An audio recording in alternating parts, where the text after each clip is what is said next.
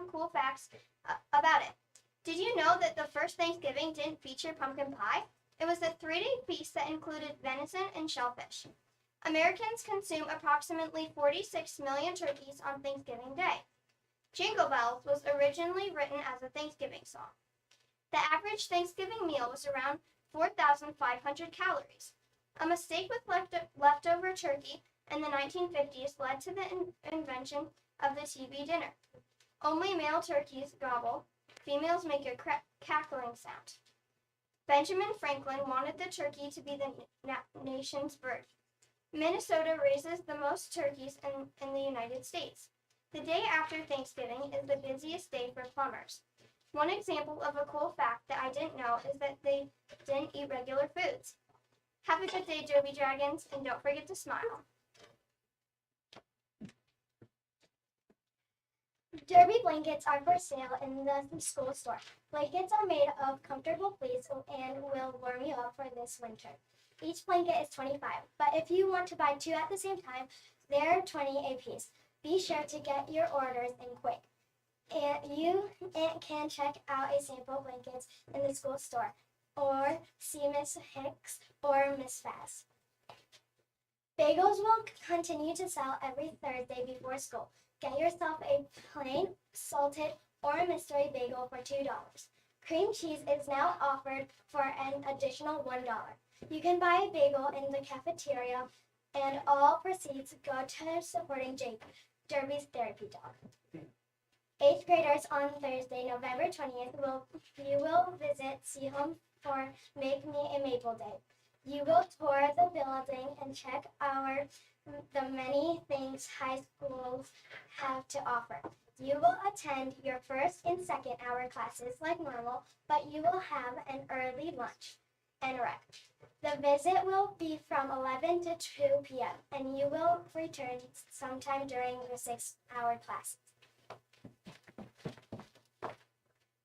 Derby is looking for enthusiastic students to participate in Destination Imagination. DI is a STEM enrichment club that meets before school and during certain lunch and recs. Each year, more than 150,000 students across the U.S. and 30-plus other countries participate in competing in teams of 2 to 7 to solve many challenges through creativity and innovation. You can sign up in e-news or reach out to Mrs. Hicks and Mrs. Pavlok if you have any questions. The Lost and Found is growing and more things are added every day. Please check it between classes or during lunch and rec. Clothing, water bottles, and more will be donated to the local Goodwill before Thanksgiving break. Lighthouse Adopt a Teen is back this year and will begin this week.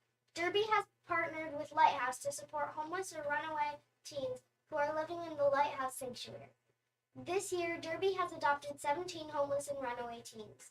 There will be essential items and the items teens are wishing for on the list, and we encourage you to donate items or support these teens. Your 8th grade teacher will provide more information this week. We hope to see many of you support Lighthouse and the teens in need. Next is Shay after this commercial break.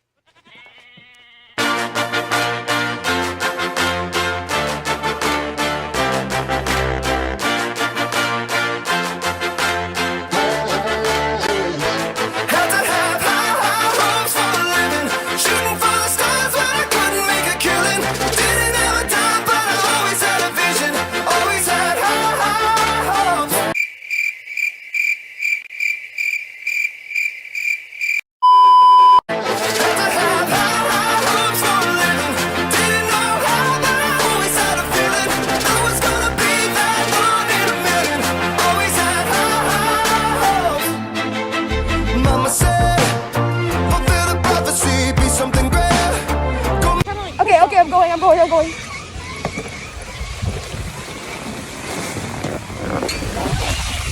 Riley, Make a legacy, manifest destiny. Back in the days, we wanted everything. Mama said, burn your biographies, rewrite your history, light up your wildest dreams. It's Shay with more tips on healthy habits. Today, I'm going to be talking about mental health.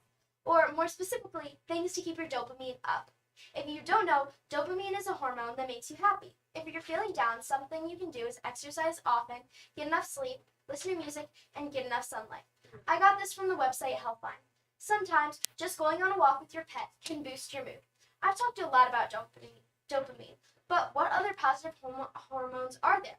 Well, there's dopamine, released during pleasurable activities such as eating, exercising, or social interaction. Serotonin promotes feelings of contentment and relaxation. Endorphins, natural painkillers, and oxytocin, the love hormone, released during bonding and affectionate experiences. That's all for today. Email me if you have a good topic for me to talk about. Remember, an apple a day doesn't always keep the doctor away, but it's good for you. And now on to Ella with her segment Today in History. Hey Derby, this is Ella with Today in History. Soccer lovers, this one's for you. On this day in 1969, Pelé scored his 1,000th goal in professional game at Rio de Janeiro's Maracana Stadium against Vasco da Gama. Pelé was one of the greatest soccer players ever. He was 29 years old at the time. Pelé was born in 1940, but his original name was not Pelé. He was born as Edson Arantes de Nascimento. He acquired his nickname, Pelé, when he mispronounced the name of his father's teammate, Pelé. During his whole career, Pelé scored 1,282 goals in 1,363 games. That's a lot when you think about it. Here are some interesting fun facts. Today, in 1965, the tasty breakfast pastry Pop-Tarts was introduced to the world. If you don't know what I'm talking about, Pop-Tarts are filled with different yummy flavors and topped with a sweet coating. Try one if you haven't yet. Now, way back in 1493, famous explorer Christopher Columbus landed in Puerto Rico during his second expedition and claimed the land for Spain. If you haven't paid attention in social studies, Christopher Columbus was a Spanish explorer who discovered America. Well, that was a lot of information today, but hopefully you learned a lot. Email me if you have any good topics for me to mention. Now on to Mia to close out your show. Hey Derby Dragons, it's Mia here to close out today's show. Today is National Play Monopoly Day, so I'm going to do a board game riddle. Whether you like solving mysteries and Clue or knocking people off the board, sorry, there's a game for everyone. Okay, ready for your riddle? Okay, here it is. I hold a crowd of quiet faces, yet I speak with only yes or no. Questions chip away at the many until one stranger remains.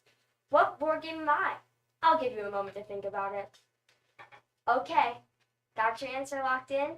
The answer is Guess Who? A game where you ask questions and use the process of elimination to figure it out.